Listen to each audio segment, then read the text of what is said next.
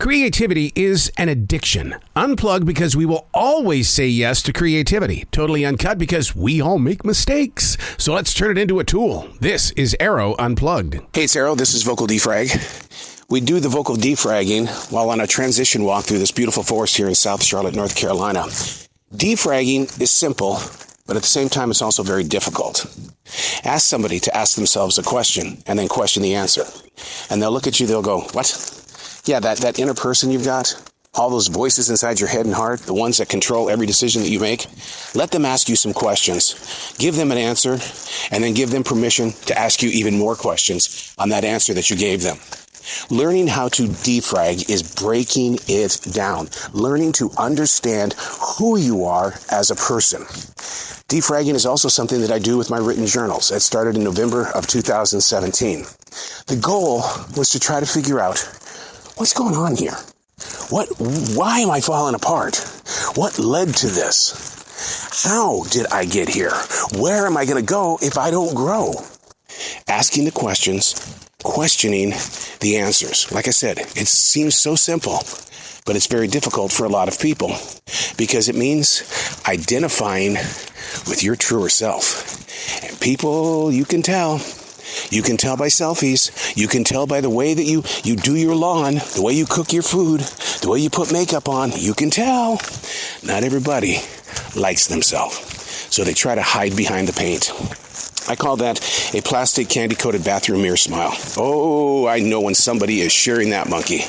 But you got to ask the questions, and then you question the answers. And those answers are things you may not know, and you may not like, but you still learn from it. You learn to grow forward. This is Vocal Defrag. Today our subject is pretty simple, but it's tough. This is what came to me in my daily writing. My sickness is not what I put on paper. It's holding back. Let that sink in for just a moment, okay? Your sickness is not what you put on paper, what you put on social media, what you say in verbal-to-verbal conversations. Your sickness is not that. It's when you hold back. That's where you're sick. Because we hold back. Our inner feelings are going, but I wanted to say that. I really think you should know. But something, that sensor inside of you, said, no, not going there. We're not going to cause any trouble today. We're not going to speak the truth. Let them learn on their own. How many times have you said it and or heard it? Let them learn on their own. They'll figure it out. You know, the thing is that life doesn't come with a book. It comes with teachers. That's us. If somebody is doing something wrong and you flat out know it, why are you holding back?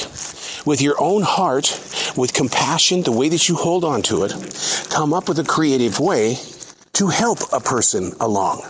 What you put on paper isn't the sickness. It's when you're holding yourself back.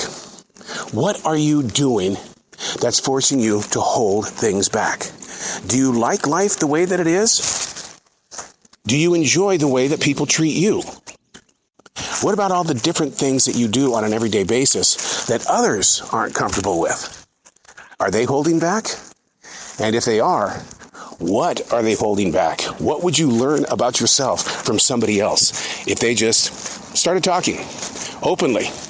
But they don't, because they don't want to injure you. They don't want to judge you. They don't want to do things with you that could knock you off your path, because we work so hard to be on whatever path it is that we're walking. I'm on this path here in South Charlotte, North Carolina, moving through a group of trees. I've got living things around me. The hawk is above me. There were deer out in the front part of the forest this morning. It's all around me. There are things moving around us. But if they are holding things back, that hurts me. Because what do they know about holding things back? What does my dog know about holding things back? When she's ready to go, she's ready to go. She doesn't hold back. But as human beings, we don't move forward. We stop and we hold back. The neighbors that are constantly borrowing things from you, but you don't say anything. The idea that your family could be better, but you don't say anything to help make things a little bit better. You just accept things the way that they are. What you put on paper isn't the sickness. It's holding back. That's why I invite you to defrag. you're holding back on yourself. You're keeping yourself from doing what it needs to do in order to age well. Oh my God, he went that way. We're not getting older. Yeah, we are. What are you doing to prevent yourself from accepting you as you? How often do you look at yourself in that bathroom mirror or in that rearview mirror in the car? You don't like what you see. Why? Don't hold back. Why?